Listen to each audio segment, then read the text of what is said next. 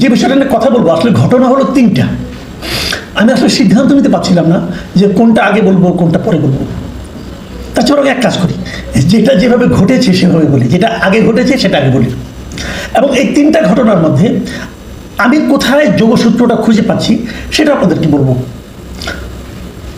প্রথমে যে ঘটনাটা বলবো সেটা হলো এই বৈষম্য বিরোধী ছাত্র আন্দোলনের নামে যে চাঁদাবাজির ঘটনাটা ঘটেছে, প্রকাশিত হয়েছে, পুলিশ গ্রেপ্তার করেছে 5 জনকে গুলশানে একজন আওয়ামী লীগের সাবেক এমপি তার বাসায় যেয়ে তারা হুমকি দিয়েছে তাদেরকে গ্রেপ্তার করে ফেলা হবে, যদি তারা টাকা দেয় তাহলে তাদেরকে রক্ষা করা হবে।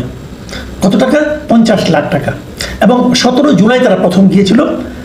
তার নেতৃত্বে ছিলেন সম্মিলিত বেসরকারি বিশ্ববিদ্যালয় আহ্বায়ক কমিটি, মানে বৈষম্যবিরোধী ছাত্র আন্দোলনের, তার নেতা আব্দুর রাজ্জাক রিয়াদ, উনি ছিলেন। তার সঙ্গে ছিল কাজী গৌরব অপু এবং আরও অনেকে। মোটামুটি প্রথম দিন এই শামীম আহমেদের হাজব্যান্ড, যিনি সাবেক এমপি ছিলেন আর কি, তার হাজব্যান্ড তাদেরকে 10 লাখ টাকা চাঁদা দিয়েছেন। এই ছবিটা কিন্তু আমরা দেখেছি সোশ্যাল মিডিয়া, আপনারাও সবাই দেখেছেন। তারপরে গতকাল তারা আবার সেই চাঁদাটা আনতে গিয়েছিল এবং গতকাল তার বাকি 40 লাখ টাকা। গতকাল তখন যারা 5 জন সেখানে যায়, তখন ওই বাড়ির লোকজন পুলিশে খবর দেয় এবং পুলিশ তাদের এই আব্দুর রাজ্জাক সহ 5 জনকে গ্রেপ্তার করে। এটা হলো ঘটনা, মানে কালকের ঘটনা। কালকের এই ঘটনার পর সর্বত্র প্রচারিত হয়েছে, অনেকেই কিন্তু মানে বিস্মিত হয়েছেন, যেটা কোনো কথা? এদেরকে দেশের মানুষ এত ভালোবাসত। বৈষম্যবিরোধী ছাত্র আন্দোলনে কিছু কিছু বদনাম কিন্তু আমরা শুনেছি, এটা খুব স্বাভাবিক শোনাটা। একটা কথা মাথায় রাখবেন, আমি মাঝে মাঝে বলি যে আপনি কিন্তু একেবারে কাউকে না জানিয়ে কোনো দুর্নীতি করতে পারবেন না। যদি আপনি কাউকে জানাচ্ছেন না, কার পক্ষেও জানবে না, কিন্তু আপনি যার সঙ্গে দুর্নীতিটা করলেন সে তো জানলো, যার কাছ থেকে টাকাটা আনলেন সে তো জানলো, সে আপনাকে টাকাটা দিল। সে কি টাকাটা খুব আনন্দের সঙ্গে দেবে না, সে ভয় পেয়ে ভয়ের কারণে দেবে। একটা সময় আসবে হয়তো সে অতিষ্ঠ হয়ে যাবে আপনার কারণে, তখন সে এটা তার ঘনিষ্ঠ 2-1 জনকে প্রকাশ করবে, সেখান থেকে সারা দেশে ছড়িয়ে পড়বে। অথবা একসময় সে মনে করবে আপনার তাকে ভয় দেখানোর ক্ষমতাটা এখন কমে গেছে, তখন সে সাহসের সঙ্গে বলে দেবে। কাজেই আপনি দুর্নীতি করবেন কিন্তু কেউ জানবে না, এটা সম্ভব না রে ভাই। কাজেই 1 কান 2 কান 3 কান হতে হতে কিন্তু সকলের কানে চলে আসে। আমাদের কানেও অনেক দুর্নীতির খবর আসে, কিন্তু তথ্য প্রমাণ না থাকলে ওটা তো আমি পাবলিকলি উচ্চারণ করতে পারবো না, সেই জন্য হয়তো অপেক্ষা করতে হয়। কিন্তু ওই লোকটার প্রতি যে দুর্নীতি করেছেন তার প্রতি তথ্য প্রমাণ লাগে না। আমি তো জেনেছি কিছু, যারা আমাকে জানিয়েছে তাদেরকে আমি জানি তারা কেমন লোক। যখন জানিয়েছে তখন ওই লোকগুলির প্রতি কিন্তু আমাদের শ্রদ্ধাবোধ কমে যায় এবং এই কমাটাই সামগ্রিকভাবে দেশের মধ্যে ছড়িয়ে পড়ে। এবং দেখবেন মানুষের মধ্যে বৈষম্য বিরোধী ছাত্র আন্দোলনের সেই প্রথম দিকের যে ইমেজটা ছিল, যে এই দলটাকে কেন্দ্র করে আমাদের একটা চিন্তা, আমাদের একটা ভরসা, আমাদের একটা আকাঙ্ক্ষা, প্রত্যাশা, সেগুলি কিন্তু আর সেই দিকে ছিল না এবং এখন অনেকটা কমে এসেছে। যারা তার সঙ্গে আছে তারা হয়তো তাদের সঙ্গে জানে, যারা তাদেরকে জানে তারা তাদের সঙ্গে থাকতে চাচ্ছে না। কাজে কিছু কিছু আমরা জানতাম কিন্তু প্রমাণ হয়তো ছিল না, কিন্তু এবার তো প্রমাণ পাওয়া গেল, তাদেরকে পুলিশ ধরে নিয়ে এসেছে। এই ঘটনার পর এই বৈষম্য বিরোধী ছাত্র আন্দোলনের এক সময়কার খুবই উজ্জ্বল মুখ এবং যিনি ওনাদের মুখপাত্র পর্যন্ত ছিলেন, সেই উমামা ফাতেমা, যিনি কিছুদিন আগে তার সঙ্গে আনুষ্ঠানিকভাবে সম্পর্ক ছেদ করেছেন, উনি কিন্তু আনুষ্ঠানিকভাবে সম্পর্ক ছেদ করে অন্য কোনো সংগঠনে বা জয়েন করে নাই, উনি ওনার মধ্যে আছেন। এবং উনি একটা এখন থেকে আমি যখন এটা অনুষ্ঠানটা করছি, রেকর্ডিংটা করছি, তখন থেকে 18 ঘন্টা আগে উনি একটা স্ট্যাটাস দিয়েছেন। সেই স্ট্যাটাসে উনি কী লিখেছেন? উনি লিখেছেন যে বৈষম্য বিরোধী ছাত্র, আমি প্রশ্ন হচ্ছে আপনাদেরকে, বৈষম্য বিরোধী ছাত্র আন্দোলনের সাথে সম্পৃক্ত 5 জনের চাঁদাবাজির খবর শুনে আমার পরিচিত ব্যক্তিবর্গ এতটাই আশ্চর্যান্বিত হওয়ার অভিনয় করছেন যে আমার মনে হচ্ছে আমি সবচেয়ে কম আশ্চর্য হয়েছি। মানে ওনার বক্তব্য হলো সবাই নাকি খুব আশ্চর্য হয়েছে কিন্তু উনি খুবই কম আশ্চর্য হয়েছেন। এখানে একটা জিনিস খেয়াল করেন, উমামা ফাতেমার প্রথম যে 2টো বাক্য, একটা বাক্য আমি পড়লাম বড় বাক্য, সেখানে কিন্তু 2টো পয়েন্ট আছে। একটা পয়েন্ট আছে উনার পরিচিত ব্যক্তিদের যারা আশ্চর্যান্বিত হয়েছেন উমামা ফাতেমার বিবেচনায় তারা আসলে অভিনয় করেছেন, যে আসলে উমামা ফাতেমার ধারণা যে ওনারাও সব জানতেন, কেন অভিনয় করেছেন। আর উমামা নিজে সবচেয়ে কম আশ্চর্য হয়েছে কারণ উমামা নিজে ওদের সম্পর্কে প্রচুর জানে এবং এই জানাটা যদি উনি জানতেন তাহলে সেটা আগে প্রকাশ করলেন না কেন, অথবা বললেন না কেন? ওই যে বললাম আমার মতো অবস্থা, জানি অনেক কিছু কিন্তু তথ্য প্রমাণ না থাকলে তারা এখন ক্ষমতায় রে ভাই, আপনি জীবন তো হারাম করে দিবে। কাজে সে হচ্ছে সে কারণে বলে নাই। এবং উনি একদম ডিটেল মানে অনেক জায়গায় বলেছেন যে এদেরকে আমি বিভিন্ন জায়গায় দেখেছি, নেতাদের সঙ্গে ডাইনে বামে এরা থাকতেন, এরা সচিবালয়ে যেতেন, মিটিং মিছিলে থাকতেন, নেতাদের সঙ্গে সমন্বয়কারীদের সঙ্গে, কারো বাম হাত কারো ডান হাত এরকম হয়েছেন এবং তারা প্রোটোকলও পেয়েছেন এরকম। এবং তারপর বলেছেন যে এই গুলশান বনানী গ্যাং কালচারের অজস্র অভিযোগ অভ্যন্তরীণভাবে তাদের বিরুদ্ধে ছিল। তার মানে যে কাজটা তারা গুলশান বনানীতে করেছে, এই ধরনের প্রচুর অভিযোগ এই সংগঠনের নেতাদের কাছে দেওয়া হয়েছিল, কোনো ব্যবস্থা হয়নি। হয়তো ওবামার এই কারণে অভিমান হয়েছে এবং সে ওখান থেকে, এবং তারপরে এক জায়গায় লিখেছেন যে যখন অভিযোগ দেওয়া যেত, অভিযোগ দেওয়া হতো, তখন নেতাদের মধ্যে এক ধরনের পিন ড্রপ সাইলেন্স দেখতেন, মানে তারা এটা নিয়ে কোনো আলোচনাই করতেন না, চুপ থাকতেন একটু। এবং সেই কারণে ওবামা এক জায়গায় লিখেছেন হতাশী, আজকে এত মাস পরে এই প্ল্যাটফর্মের দিকে তাকালে বলার ভাষা পাই না, কেন? যে যেভাবে পারছি এই প্ল্যাটফর্মকে নষ্ট করেছে। বুঝতে পারছেন হতাশাটা? তারপরে উনি শেষের লাইনটি কি লিখতেন শুনুন, ঠিক মতো খোঁজ দিলে বুঝবেন এদের শেকড় অনেক গভীরে। এই কথাটা কি অর্থ? মানে এদের শেকড় অনেক গভীরে মানে কি? মানে আমি যেভাবে বুঝি যে এদেরকে সাপোর্ট দেওয়ার জন্য অনেক লোক আছে, এনসিপির মধ্যেও আছে। কেন আছে? তাহলে কি এটা যারা 5 জন গিয়েছিল এই টাকাটা নিতে, কেবল তারা 5 জনই এটা নিত না, অন্য কাউকে দিত, অন্য কাউকে দিত, তারা একটা অংশ মাত্র পেত, এবং যাদেরকে দিত তারা খুব পরিচিত মুখ, তারা খুব বড় নেতা। এটা কি হতে পারে? আমি এই সম্ভাবনাটাকে গ্রহণ করছি। কেন গ্রহণ করছি আসেন সে আলোচনাটা করি। উমামা ফাতেমার এই যে স্ট্যাটাসটা আমি বললাম, এটা এখন থেকে 18 ঘন্টা আগে আমি বলেছিলাম আমি ধারাবাহিক হয়ে করতে চাই, ঠিক 9 ঘন্টা আগে একটা স্ট্যাটাস দিয়েছেন মিস্টার সার্জিস আলম। আমি ওনার স্ট্যাটাসটা একটু আপনাদেরকে পুরোটাই পড়ে শোনাবো। উনি লিখেছেন কয়েকটা আনপপুলার তথ্য দিই। উনি কয়েকটা আনপপুলার তথ্য দেবেন। কি কি? 1, 2024 সালের 5 আগস্টের পর থেকে আজকে পর্যন্ত কিছু ব্যতিক্রম বাদে প্রত্যেক শনিবার সেনাপ্রধান সিএমএইচে গিয়েছেন সেখানে ভর্তি থাকা জুলাই আহতদের দেখতে, যেটা সকল উপদেষ্টাদের মোট ভিজিট কম্বাইন্ড করলে তার চেয়ে বেশি হবে। বুঝতে পেরেছেন? সেনাপ্রধান সিএমএইচে প্রতি শনিবারে যাইতেন এবং তার সংখ্যা সকল উপদেষ্টারা ওখানে যতবার গিয়েছেন সবগুলি যোগ করলেও সেনাপ্রধানের চেয়ে কম হবে। ওকে। নাম্বার 2, সবচেয়ে সিরিয়াস আহতদের কোয়ালিটিফুল ট্রিটমেন্ট নিশ্চিত করা এবং চিকিৎসা বাবদ ব্যক্তি প্রতি সবচেয়ে বেশি ব্যয় হয়েছে ঢাকা সিএমএইচে। গুড। নাম্বার 3, আহত এবং শহীদ পরিবারকে আর্থিক সহযোগিতা ও পুনর্বাসনের ক্ষেত্রে জুলাই শহীদ স্মৃতি ফাউন্ডেশন এবং স্বাস্থ্য মন্ত্রণালয়ের পর প্রতিষ্ঠান হিসাবে সবচেয়ে বেশি কাজ করেছে বাংলাদেশ সেনাবাহিনী এবং সেনাপ্রধান। এই 3টা তথ্য উনি দিয়েছেন। আপনাদের কি মনে হচ্ছে না যে এই কথাগুলো শুনে যে সার্জিস আলম বেসিক্যালি তেল মেরেছেন, তেল দিয়েছেন কাউকে? উনি কাকে তেল দিলেন এবং কেন দিলেন? তেলটা মনে হচ্ছে কেন সেটাও বলি। কিছুদিন আগে এই হাসনাত আবদুল্লাহ সেনাপ্রধানের সঙ্গে দেখা করেছিলেন, করে বাইরে এসে উনি এমন সব কথা লিখেছিলেন যা নাকি সেনাপ্রধানের কে ব্যক্তিগত আক্রমণ করার মতো হয়। এবং তখন সার্জিস আলম কিন্তু ওর একটা ব্যাখ্যা দিয়েছিলেন, কিন্তু তারপরে বলেছিলেন এন্ড অফ দ্য ডে উনি হাসনাতের সঙ্গে আছেন। তো সেই সার্জিস আলম যখন এরকম নির্জলা তেল মর্দন করতে চান, তেল দিতে চান, কেন এতদিন পরে? কেন? উনি আগেই জানতেন। হোয়াই নাও? উনি কি আইএসপিআর চাকরি পেয়েছেন? উনি কি সেনাবাহিনীর পিআরও চাকরি নিয়েছেন? ঘটনাটা কি? আমি কিন্তু এই যে কথাগুলো উনি বলেছেন 3টা কথা, এই 3টার একটাকেও আমি অস্বীকার করছি না। এই সবই হতে পারে। সেনাপ্রধানের ভূমিকা নিয়ে আমি বহুবার বলেছি, আমার কাছে ভালো লেগেছে, এটা হতে পারে, কিন্তু কোনো সমস্যা নাই। কিন্তু এই কথাগুলো যখন সার্জিস আলম বলেন, হঠাৎ আপনি সার্জিস আলমের পুরোনো স্ট্যাটাসগুলি দেখেন, কখনো আপনি এই ধরনের কোনো স্ট্যাটাস পাবেন না। তাহলে হঠাৎ করে সার্জিস আলমের কী হলো যে এই স্ট্যাটাসটা দিতে হলো? আর আপনি বলছেন যে হ্যাঁ দিতে হলো কেন বলেন? ওই ঘটনার সঙ্গে মিল কোথায় পাচ্ছেন? হ্যাঁ আমি বলছি একটু পরে। তার আগে আরেকটা কথা বলে নিই। সার্জিস আলম তার শিরোনামটা কিয়েছেন কয়েকটা আনপপুলার তথ্য দিই। আচ্ছা মিস্টার সার্জিস আলম, এটা আনপপুলার কেন হবে? এই তথ্যগুলো আনপপুলার আপনি কি করে সিদ্ধান্ত নিলেন? তার মানে আপনি বলতে চাচ্ছেন সেনাবাহিনীকে কেউ পছন্দ করে না। আপনি সেনাবাহিনীকে পছন্দ করার দায়িত্ব নিয়েছেন। সেনাবাহিনীকে কেউ পছন্দ করে না, কাজে তাদের প্রশংসা করে বললে লোক পছন্দ করবে না। সেনাবাহিনী একটা আনপপুলার সংস্থা, অতএব তাদের প্রশংসা একটা আনপপুলার তথ্য। এইটা বলতে চাচ্ছেন? আপনার ধারণাটা ভুল, আপনার ধারণাটা একেবারে ভুল। সেনাবাহিনী আনপপুলার হয়েছে, কিন্তু কিছু কিছু জায়গায় সেনাবাহিনী কিছু কিছু কাজ আনপপুলার হয়েছে। যেমন গোপালগঞ্জের সেনাবাহিনীর যে ভূমিকা, এটা আনপপুলার হয়েছে। এটা পুরো সেনাবাহিনীকে প্রশ্নের মুখে দাঁড় করিয়ে দিয়েছিল। এবং গোপালগঞ্জের জন্য যে দায়ী, আমি মনে করি সেনাবাহিনী উচিত হবে তার ব্যাপারে সিদ্ধান্ত নেওয়া এবং তাকে বিচারের আওতায় আনা।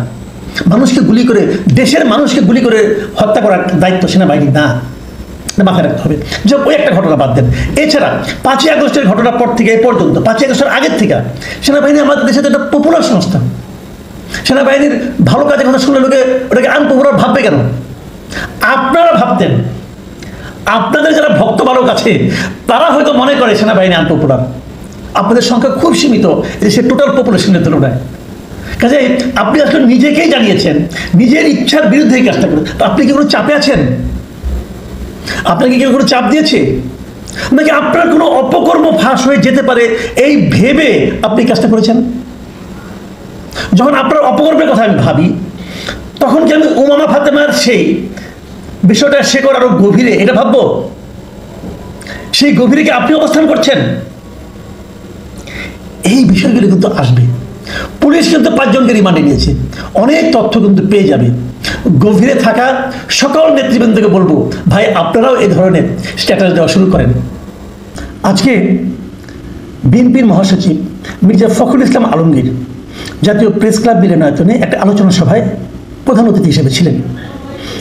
জুলাই বিপ্লব, প্রত্যাশা ও প্রাপ্তি, এই শিরোনামে একটা আলোচনা সভা ছিল। সে আয়োজন করেছিল জিয়া পরিষদ। সেই আলোচনা সভায় তিনি কি বলেছেন, আমি দুটো পয়েন্ট ওনার কথা থেকে নিচ্ছি। উনি এইটা নিয়ে অনেকগুলি পত্রিকা রিপোর্টও হয়েছে। প্রথম আলোর যে রিপোর্টটা হয়েছে তার শিরোনাম হয়েছে, কয়েকজন ব্যক্তিকে বিদেশ থেকে ভাড়া করে এনে দেশ চালানো যায় না। মানে ওনার যে বক্তব্যটা সেটা হলো যে যারা এখন দেশ চালাচ্ছেন এদেরকে বিদেশ থেকে নিয়ে আসা হয়েছে, ভাড়া করে আনা হোক, যেভাবে আনা হোক, এভাবে দেশ চলবে না। তো মির্জা ফখরুল ইসলাম আলমগীরকে আমার ধন্যবাদ, আবার অন্তঃস্থল থেকে আমি ধন্যবাদ জানাচ্ছি যে এই কথাটা উনি তাহলে শেষ পর্যন্ত বুঝেছেন। উনি বোঝা মানে ওনার দল বোঝা। আমি বিএনপিকেও ধন্যবাদ জানাচ্ছি যে বিএনপি তাহলে শেষ পর্যন্ত এই জিনিসটা উপলব্ধি করতে পেরেছে যে কয়েকজন বিদেশি লোককে বিদেশ থেকে ভাড়া করে এনে দেশ চালানো যায় না। প্রিয় দর্শক, আপনারা স্মরণ করতে পারবেন যে এই কথাটা আরো 7-8 মাস আগে থেকে আমি বলে আসছি, লাগাতারভাবে বলে আসছি যে বিদেশি লোক দিয়ে দেশ চালানো যাবে না। এবং নানাভাবে আমি বলেছি, যারা সংস্কার করছে, 5টা সংস্কার কমিশনের প্রধান, দ্বৈত নাগরিক, এটা নিয়ে বলেছি। তারপরে বলেছি যে সংস্কার কমিশনের এখন যিনি জাতীয় ঐক্যমত্য কমিশন তার যিনি ভার্চুয়ালি প্রধান, কারণ ডক্টর ইউনূস তার সব মিটিংয়ে থাকেন না, প্রতিদিনের মিটিংগুলো যিনি আপনার সভাপতিত্ব করেন মিস্টার আলী রিয়াজ, তার সঙ্গে যিনি প্রধান সহযোগীর ভূমিকা আছেন, মানে কোঅর্ডিনেটরের ভূমিকা মিস্টার মনির হায়দার, এরা সবাই আমেরিকান নাগরিক। এ কথাটা বহুদিন বলেছি আমি, এবং আমি শেষ পর্যন্ত এই কথাটাও বলেছি যে ওনাদের যোগ্যতা নিয়ে কিন্তু আলোচনা হচ্ছে না। আমার আলোচনা হলো যে ওনারা এই দেশের লোক কিনা, ওনাদের শেকড় কি এই দেশে। আমি কিন্তু এই প্রশ্নটাই করেছি, ওনারা কি এই দেশেই থাকবেন শেষ পর্যন্ত? ধরেন এই কাজটা হয়ে গেল, সংস্কার কমিশনে একটা রিপোর্ট শেষ পর্যন্ত দাখিল করলো, ধরলাম এই রিপোর্ট সমাপ্ত হওয়ার পর আলী রাজ সাহেব কি এই দেশে থাকবেন? উনি তো ওনার ইউনিভার্সিটির টিচার হিসেবে ওখানে আবার ব্যাক করবেন। মনির হায়দার যথারীতি উনি আমেরিকা ব্যাক করবেন। তাহলে যদি এখানে কোনো সমস্যা হয় এই লোকগুলিকে আমি পাবো কোথায়? এরা যদি কোনো অন্যায় করে, কোনো ষড়যন্ত্র করে যায়, সেই ষড়যন্ত্রের জন্য এদেরকে ধরার আপনার কী উপায় আছে, কী পদ্ধতি আছে? কোনো পদ্ধতি নাই। কাজে ভাড়াটার লোক যেতে হবে না, 2 দিন পরে ভাড়া শেষ, তারা চলে গেল ভাড়ার টাকা নিয়ে। এবং যেহেতু তাদের মধ্যে আমি মনে করি কোনো দায়বদ্ধতা নেই, অতএব ওরা যা তা কাজ করতে পারেন, ওনাদের ব্যক্তিগত স্বার্থ চরিতার্থও করতে পারেন। হয়তো 2-1জনকে উদাহরণ দেন, বলবেন যে এই লোকটা তো খুব দেশপ্রেমিক, বলতে পারেন আপনি, কিন্তু তাতে সকলের দায় হয় না, দায় এড়ানো যায় না। 1-2জন লোক ব্যতিক্রম থাকতেই পারেন, আসে কিনা আমি যাই না, এখন পর্যন্ত খুব একটা দেখি তাই। এই দেখেন একটা ঘটনা বলি আপনাদেরকে, এই যে ট্রাম্পের যে বাড়তি শুল্ক, এই বাড়তি শুল্ক আমাদের উপর 35% চাপিয়ে দেওয়া হয়েছে। আমরা কিন্তু আগে 15% দিতাম, তার সঙ্গে আরও বাড়তি 35%, তার মানে আমাদের 50% শুল্ক দিতে হবে পোশাক অথবা যে কোনো জিনিস আমরা যদি যুক্তরাষ্ট্রে রপ্তানি করতে যাই এই টাকা দিতে হবে। তো এতটা শুল্ক দিয়ে ওখানকার প্রতিযোগিতামূলক বাজারে আমরা কি টিকে থাকতে পারবো? ধর পোশাক শিল্পে ভিয়েতনামে দিতে হবে 20%, আমাকে দিতে হবে বাড়তি 35%। তো এখানে তো আমি 15%-এর একটা গ্যাপে পড়ে গেলাম। আমি কি এই 15% বাড়তি দামে ভিয়েতনামের সঙ্গে কম্পিটিশনে পারবো? ওখানে পারবো না। আমাদের পুরো এই গার্মেন্ট শিল্পে ধস নামবে। এই শিল্পের সঙ্গে জড়িত প্রায় 8-10 লাখ লোক একদিনে বেকার হয়ে যাবে। ভাবেন আপনি একটা কি অবস্থা দাঁড়াবে। এই শিল্পে যারা নাকি মানে মিলিয়ন মিলিয়ন ডলার বিনিয়োগ করেছেন তারা রাস্তায় বসে যাবেন একদম। এত বড় একটা ক্রাইসিস। 3 মাস সময় পেয়েছিলাম আমরা এটা আলোচনা করার জন্য। আলোচনার জন্য আমাদের এখান থেকে ওখানে কে গিয়েছিল? এই ভাড়াটে খলিলুর রহমান, উনি জাতীয় নিরাপত্তা উপদেষ্টা। উনি এখানে কেন গেলেন অথবা ওনাকে কেন পাঠানো হলো এটা কেউ জানে না। উনি যে ওখানে কি করেছেন এটাও কেউ জানে না। তবে আমরা এতটুকু বলতে পারি উনি ওখানে যে একটা অশ্বডিম্ব প্রসব করেছেন, কারণ উনি ওখানকার কাউন্টার পার্টের সঙ্গে তো কথাই বলতে পারেন নাই। কারণ ওখানকার যারা যিনি কাউন্টার পার্ট আছেন, মানে যুক্তরাষ্ট্রে যারা এই জিনিসটা দেখেন, এই মানে ট্যারিফটা দেখেন, তারা তো ওনার সঙ্গে বসবেনই না। বলবে ভাই তুমি কি বাণিজ্য মন্ত্রণালয়ের কেউ? তো হু আর ইউ? তুমি এখানে কেন আসছো? তো এই যে সময়টা ক্ষেপণ হলো, শেষ মুহূর্তে এসে আমাদের বাণিজ্য উপদেষ্টা গেলে আরো গেলে এখন দৌড়ঝাঁপ করতেছে। কাজের কাজ কি হবে আমি এখনো কিছু বুঝতে পারছি না। ভালো হলে ভালো, তবে ভালো না হওয়ার আশঙ্কা রয়ে গেছে। কি হয় জানি না। এই দৌড়ঝাঁপ তো পারতে হতো না, ওই যে 3 মাস আগে শুরু করতেন। পারলেন না কেন? পারলেন না এই লোকগুলির মধ্যে কোনো আন্তরিকতার প্রয়োজনীয়তা নাই। তারা তো এই দেশের কেউ না। আমি নাম ধরে ধরে বলি, যাদের নাম ধরে বলেছিলাম, এরা কি কেউ নতুন গভর্নমেন্ট আসার পরে এই দেশে থাকবে? কেউ থাকবে না। কাজে এদের কোনো দায়িত্বও নাই। এরা ভাড়াটে হিসেবে এসেছে। এরা আমাদেরকে সংস্কার বুঝাবে। আমার দেশের লোক সব বুঝাবে, বোকারাম, কিছু বুঝে না, সব ওনারা বুঝে। হ্যাঁ, ওনারা বুঝে না। ওনারা সেটা আমাদের ঠিকঠাক করে দিবে, আর আমরা সেটা বলবো বাহ বাহ বাহ, কি একটা পেয়ে গেছি আমরা, আসমানি কিতাবের কথাটা পাইছি। ভাই এত সহজ। এই কথাগুলো বলতে বলতে টায়ার্ড হয়ে গেছিলাম। আমি বলেছি, আমার সঙ্গে আরও আমাদের কয়েকজন সাংবাদিক কলিগ অনেকেই বলেছেন, এম এ আজিজ ভাই উনি তো খুবই উচ্চ কণ্ঠ ছিলেন, এটা নিয়ে বলেছেন, কোনো লাভ হয়নি। আমরা আমাদের সঙ্গে কোনো পলিটিক্যাল পার্টিকে পাইনি, দুর্ভাগ্য আমাদের এখানে। আমরা বারবার বলেছি পলিটিক্যাল পার্টিকে, আপনারা বলেন, জিজ্ঞাসা করেন যে তুমি কেন এখানে, তুমি কে? কেউ জিজ্ঞাসা করেনি। আজকে মির্জা ফখরুল ইসলাম সাহেব বুঝতে পেরেছেন যে এটা হবে না। উনি বলেছেন, ওনার ভাষায় যদি আমি বলি, দেখুন উনি কিন্তু সংস্কার নিয়েও কথা বলেছেন। এই সংস্কার যে কিছু হবে না এটা উনি বলেছেন। ওনার কথা শুনুন উনি কি বলেছেন। অনেকেই মনে করছেন কয়েকজন লোক সংস্কার যারা করছেন তারা কতগুলো বৈঠক করে সংস্কার করে জনগণকে এগিয়ে দিলেন আর সংস্কার হয়ে গেল। এভাবে সংস্কার হয় না। সংস্কার হতে হবে একটা প্রক্রিয়ার মধ্য দিয়ে। সংস্কার একটি চলমান প্রক্রিয়া। এই যে সংস্কার একটি চলমান প্রক্রিয়া, এটা কিন্তু মির্জা ফখরুল ইসলাম সাহেব এবং তার দল বহুদিন ধরে করছেন। এবং ওনারা অনেকদিন আগেই কিন্তু একটা সংস্কারের প্রস্তাব দিয়ে রাখছেন 31 দফা। সেইগুলো নিয়ে তো কোনো আলাপ হচ্ছে না এই সংস্কার কমিশনে। এরা নিজেরা জ্ঞানী লোক, কতগুলি এনজিও, আর আমি বলি ভাড়াটে বিদেশি বুদ্ধিজীবী, এরা এসে জ্ঞান দান করতেছে। এই বিদেশি বুদ্ধিজীবী ওখানে কোনো বেল আছে? এদের আছে? ওদেরকে ওখানে কেউ চিনে? যে বিখ্যাত লোক তারা। আমার দেশের লোক ওখানে গেছিল, যখন তারা একটা কথা মাথায় রাখবেন, একটা মানুষ যখন বিদেশ যায় অর্থ উপার্জন করার জন্য যায়, ভালো, আমরা খুব হ্যাপি। তারা ওখান থেকে আমাদের রেমিটেন্স পাঠায়, আমরা খুশি হই, আমাদের বৈদেশিক মুদ্রা আসে। কিন্তু আমার প্রশ্ন হলো, যখন সে যে ওই দেশের নাগরিকত্ব গ্রহণ করে তখনই কিন্তু আমার দেশের সঙ্গে তার সম্পর্কটা অর্ধেকটা ছিঁড়ে যায়। কারণ সে তো আর নিজেকে ওই দেশের নাগরিক হিসেবে পরিচয় দেয় এবং সে ওই দেশের নাগরিক হওয়ার জন্য শপথ গ্রহণ করে। আলী রিয়াজ সাহেব মনে হয় যারা কি বলে না ওখানে শপথ গ্রহণ করে নাই যে তারা যুক্তরাষ্ট্রের স্বার্থ সমুন্নত রাখবে, তো বলেছি। এখন তারা যা করছেন সেটা যে যুক্তরাষ্ট্রের স্বার্থ সমুন্নত রাখার জন্য করছেন না, তার কী প্রমাণ আছে আপনাদের কাছে? তো ওরা তাই করছেন। আমি বারবার বলেছিলাম, আপনারা যদি এতই দেশপ্রেমিক হয়ে থাকেন তো ভালো কথা, এখন অনুকূল পরিবেশ আছে, এখন শেখ হাসিনার সরকার নাই, আপনাদের কোনো ভয় নাই, আপনারা তাহলে আমেরিকার নাগরিকত্ব ছেড়ে দিয়ে আসেন। একজন আপনি দেখান যে নাকি তার নাগরিকত্ব ত্যাগ করে এসেছে, এখানে পাবেন না। সবাই এটা রেখে দিয়েছে যে এখানকার তার মিশন শেষ হয়ে যেতে। মিশনটা কি? লুটপাট করা। আওয়ামী লীগ আমরা লুটপাট করতে, এরা ওখানে লুটপাট করে। অনেক প্রমাণ এর মধ্যে আমাদের হাতে চলে আসছে। আশা করি সময়ের মধ্যে দিতে পারবো, দেখা যাক কী হয়। তো সেটা ব্যাপার না। ব্যাপারটা হলো আমি যে কথা বলছিলাম যে যখন আমরা বিচ্ছিন্নভাবে কয়েকজন লোক বলি এটা কোনো মূল্য হয় না। যখন একটা পলিটিক্যাল পার্টি বলে তখন তো সেটা খুব গুরুত্ব পায়, এবং যখন সেটা বিএনপির মতো একটা বড় পলিটিক্যাল পার্টি বলে তখন সেটা গুরুত্ব পায়। আমরা কিন্তু এই জিনিসটাই চাই, আমরা যারা সাধারণ মানুষ আমরা তো এটাই চাই যে এই যে রাজনৈতিক দলগুলো তারা জনগণের যে পালস, সেই পালসটাকে, জনগণের যে স্পন্দন, সেই স্পন্দনটাকে তারা অনুভব করবে, করে জনগণের কথা তাদের মুখে উচ্চারিত হবে। ভালো, বিএনপি তবু উচ্চারণ করেছে, 10-11 মাস পরে হোক উচ্চারণ করেছে। আমি মনে করি এবার একটা সুরাহা হবে, হওয়া উচিত। আমাদেরকে কেন কতিপয় বিদেশি লোক এসে আমাদেরকে শিখাবে কীভাবে দেশ চালাতে হয়? এটা সম্ভব? ওদেরকে দেশ চালানোর কোনো অভিজ্ঞতা আছে? আছে কোনো অভিজ্ঞতা? আমাদের এখানে যারা একটু নীতি নির্ধারণী পদে দেশের মধ্যে বিদেশি লোকগুলি বসে আছে, মানে অন্য দেশের নাগরিক, আমাদের নাগরিক, সে দ্বৈত নাগরিক, তারা কি ওই দেশে কোনো পাত্তা পায়? ওই দেশে থার্ড ক্লাস সিটিজেন, আর সে নিয়ে আমাদের এখানে জ্ঞান দিচ্ছে। তো এটা হয় না। ডক্টর ইউনূস সাহেব কেন এনেছেন? ওনার উপর আমরা বেশি আস্থা রেখেছিলাম, সেই আস্থার ফল উনি আমাদেরকে দিচ্ছেন। তবে অনুষ্ঠান শেষ করার আগে একটা সুখবর শুনলাম আজকে, সেটা একটু উচ্চারণ করতে চাই। ডক্টর ইউনূস নাকি আজকে যে সমস্ত পলিটিক্যাল পার্টির সঙ্গে বসেছিলেন, তাদেরকে নাকি বলেছেন যে আর কয়েকদিনের মধ্যেই নির্বাচন হবে।